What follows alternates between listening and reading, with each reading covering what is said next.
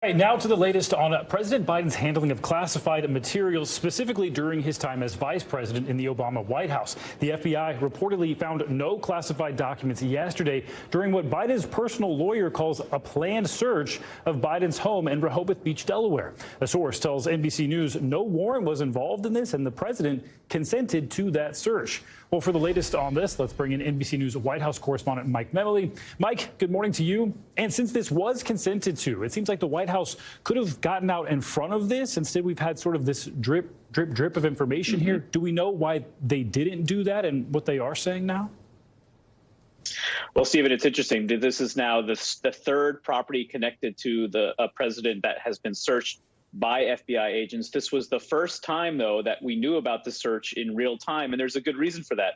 News organizations, including NBC News, had cameras nearby and were able to see those FBI agents as they arrived. And so the search of his beach home was something, yes, that we were expecting, but it also raises the question of now that all the obvious locations have been searched, what additional locations might be searched as part of this investigation. It was a question that we posed to the spokesperson for the White House counsel's office yesterday, Ian Sams. Let's take a listen to that exchange. I think we're providing information as this goes on and answering questions about the search activities as they've been happening. I don't want to speak too much to the DOJ's practices in an ongoing investigation. I can say, that we have cooperated fully. The president's personal attorneys have provided information to DOJ.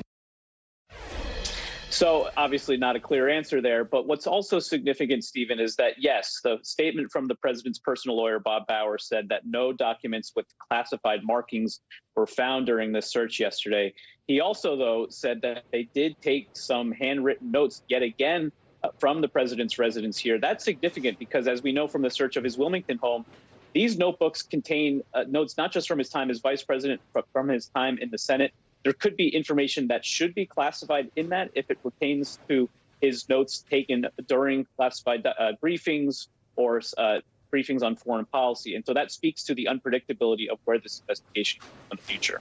Yeah, a lot of questions left. We didn't get a ton of answers yesterday from the counsel outside there. Well, we know that other people along with President Biden have been caught up in these classified document investigations. Talk to us about that bipartisan bill that we've heard that could overhaul the whole process around classifying documents and the process for getting them turned back over for former White House officials. How would that address this situation?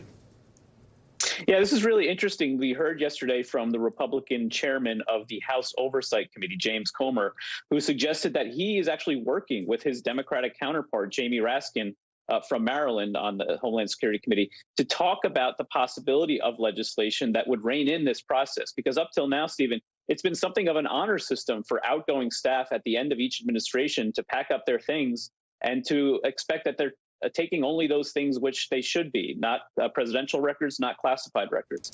We know there's also bipartisan outrage in the Senate, including from the Democratic chairman of the Intelligence Committee, Mark Warner, about the fact that this is now an ongoing problem spanning multiple administrations. It's a bipartisan problem, as we see with former Vice President Mike Pence, and it needs a bipartisan solution, especially this issue of overclassification as well. That's something that these lawmakers might also be looking into.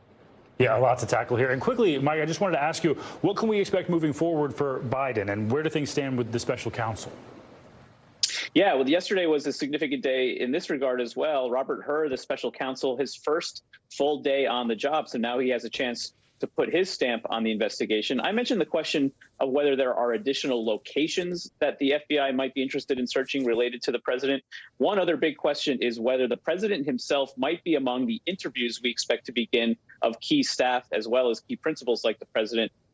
Ron Klain, the outgoing White House chief of staff, telling our colleague Lawrence O'Donnell last night that the direction from the president is to fully cooperate and that would include an interview with the president and the special counsel. All right, more to come on that. Mike Memoli, thank you. Thanks for watching our YouTube channel. Follow today's top stories and breaking news by downloading the NBC News app.